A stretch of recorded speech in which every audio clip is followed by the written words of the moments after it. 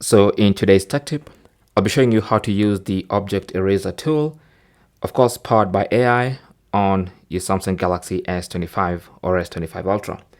So let's go to the gallery and find a picture that has something we might want to erase. So I'm going to pick a photo like this. Now you can see in this picture, we have a dog here, which is kind of messing the photo up. So let's use the object eraser tool. Now you can either tap on the AI button immediately, or you can go into edit, and then in the edit menu, tap on this button here, and that gives you these options. You have the laser tool, face effects tool, spot color, all that stuff. But at the beginning, we have object eraser. So you can tap on object eraser.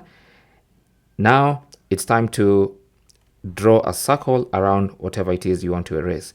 Now you can have AI automatically remove shadows for you. So for instance, if you just tap on erase shadows, it's going to get rid of shadows from the photo, any unnecessary shadows. Okay, but we don't want that. So I'm just going to hit cancel and go back to object eraser.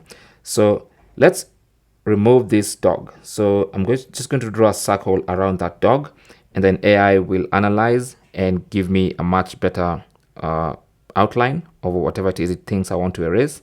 And if I like the outline, I can just tap on the erase button and that dog disappears and my photo looks very different. And you can see it does a very good job of that. Okay, so the clearer the image, the better the AI tool can work. So once you're done, just tap on done in the bottom right corner, and now you can see our new image has that object removed.